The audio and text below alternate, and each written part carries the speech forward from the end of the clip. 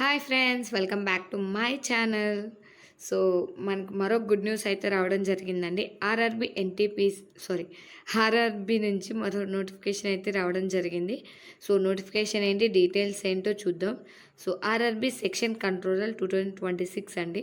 So ఎవరైతే ఎన్టీపీసీకి prepare అవుతున్నారో వాళ్ళు కూడా ఈ ఎగ్జామ్ అయితే రాయొచ్చండి.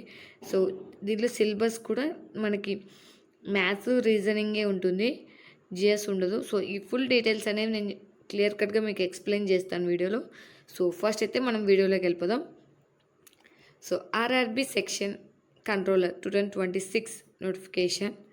పోస్ట్ నేమ్ వచ్చేసి సెక్షన్ కంట్రోలర్.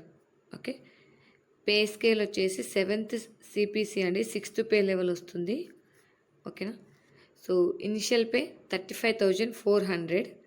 సో మీకు మెయిన్గా మీరు గుర్తుంచుకోవాల్సింది ఏంటంటే మెడికల్ అండి. మెడికల్ అనేది మనకి A2 మెడికల్ ఉండాలి. ఓకే, A2 మెడికల్ అయితే ఉండాలండి. ఓకేనా, ఇది బాగా చూసుకోండి. ఎందుకంటే మీరు ఎందుకంటున్నానంటే మెడికల్ బాగా చూసుకోండి.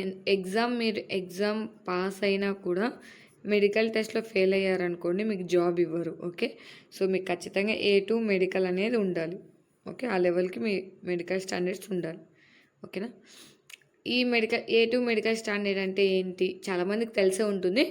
బట్ ఎవరికైనా ఈ A2 మెడికల్ స్టాండర్డ్ ఏంటి అని కావాలంటే కనుక కామెంట్ చేయండి, మనం ఒక వీడియో చేద్దాం. నెక్స్ట్ వచ్చేసి మనకి ఏజ్ లిమిట్ వచ్చేసి 20 ఇయర్స్ నుంచి 33 ఇయర్స్ వరకు. ఓకే, 20 ఇయర్స్ నుంచి 33 ఇయర్స్ వరకు. ఇది ఓసీ వాళ్ళకండి. ఓబీసీ వాళ్ళకి ప్లస్ 3 ఇయర్స్ ఉంటుంది. ఎస్సీ ఎస్టీ వాళ్ళకి ప్లస్ 5 ఇయర్స్ ఉంటుంది. సో నార్మల్గా అన్ని ఎగ్జామ్స్కి ఉన్నట్టే ఉంటుందండి, మీరు చెక్ చేసుకోవచ్చు. ఓకే, సో మనకి ఇంకోటి ఏంటంటే దీనికి ఎడ్యుకేషన్ క్వాలిఫికేషన్ వచ్చేసి ఎనీ డిగ్రీ. సో ఎవరైనా అప్లై చేసుకోవచ్చు. ఎవరికైతే డిగ్రీ ఉంటుందో వాళ్ళు ఎవరైనా అప్లై చేసుకోవచ్చు. నెంబర్ ఆఫ్ వేకెన్సీస్ వచ్చేసి 119 వేకెన్సీస్ ఉన్నాయండి. Okay, 119 vacancies. ఓకేనా. సో డేట్ ఆఫ్ అప్లికేషన్ వచ్చేసి 15th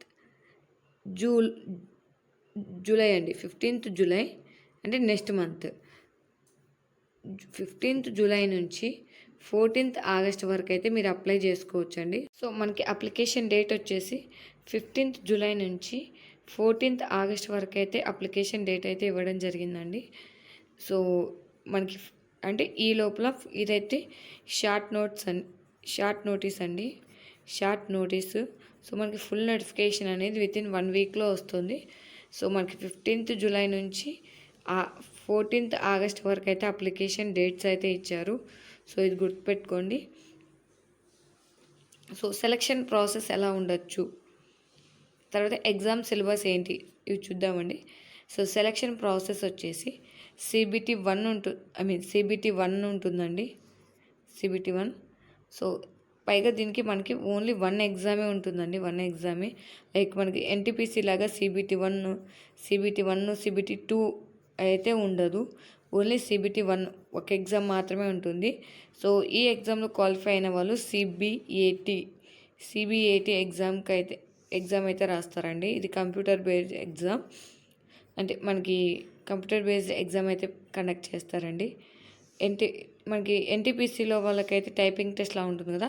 సో అలాంటి ఆ type exam, but typing test కాదు, CBAT ఎగ్జామ్. ఓకే, దీంట్లో కూడా క్వాలిఫై అయిన వాళ్ళకి డాక్యుమెంట్ వెరిఫికేషన్ ఉంటుంది, తర్వాత మెడికల్ టెస్ట్ ఉంటుందండి. సో మీకు డాక్యుమెంట్ వెరిఫికేషన్ చేసిన తర్వాత మెడికల్ స్టాండర్డ్ కూడా మీరు ఖచ్చితంగా రీచ్ కావాలండి. రీచ్ అయితేనే మీకు అనేది జాబ్ అయితే వస్తుంది. సో మెడికల్ అయితే చాలా ఇంపార్టెంట్. A2 మెడికల్ అయితే ఉండాలి. ఓకే, సో మీరు A2 మెడికల్ లేకపోతే ఇవన్నీ దాటుకొని వచ్చినా కూడా మీకు అయితే జాబ్ ఇవ్వరు. మెడికల్ టెస్ట్లో పోయిందంటే మనకు మీకు జాబ్ అయితే ఇవ్వరండి. ఓకేనా. సో ఎగ్జామ్ సిలబస్ ఏంటి, సో మీకు చెప్పాను కదా స్టార్టింగ్లోనే. సో దీనికైతే జిఎస్ అనేది లేదండి. సో జిఎస్ అయితే లేదు, ఓన్లీ మ్యాథ్స్ అండ్ రీజనింగ్. అది కూడా 100 మార్క్స్కి అయితే ఎగ్జామ్ ఉంటుంది. మ్యాథ్స్ వచ్చేసి 60 మార్క్స్కి, రీజనింగ్ వచ్చేసి 40 మార్క్స్కి అయితే ఎగ్జామ్ అయితే ఉంటుందండి.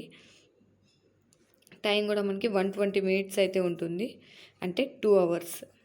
ఓకే, 2 hours ఎగ్జామ్ అయితే ఉంటుంది. దీంట్లో మనకి negative mark, so 1/3 negative mark అయితే ఉందండి, చూసుకోగలరు. సో, నేను చెప్పినట్టు ఇది షార్ట్ నోటీసేనండి. ఫుల్ నోటిఫికేషన్ వచ్చిన తర్వాత ఇంకా క్లియర్ కట్‌గా తెలుస్తాయి. ఓకేనా? ఈ వీడియో మీకు నచ్చినట్లయితే లైక్ చేయండి. మీ ఫ్రెండ్స్‌తో షేర్ చేయండి.